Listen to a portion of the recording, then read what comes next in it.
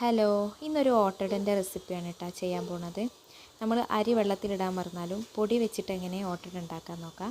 അതിനാവശ്യമായിട്ട് കുറച്ച് അരിപ്പൊടിയാണ്, പിന്നെ ഒരു 5-6 ചെറിയ ഉള്ളി, ഒരു 4 സ്പൂണ് തേങ്ങ, അതേപോലെ തന്നെ ഒരു 4 സ്പൂണ് ഇന്നലത്തെ ചോറാണ് കേട്ടോ.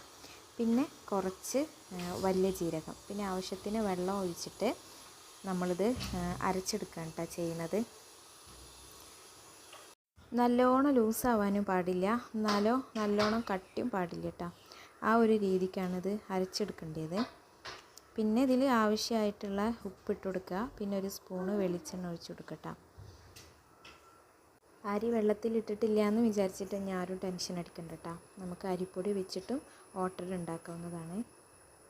പിന്നെ ചട്ടി ചൂടായതിന് ശേഷം ഇങ്ങനെ മാവ് 2 തവി ഒഴിച്ച് കൊടുക്കട്ടോ.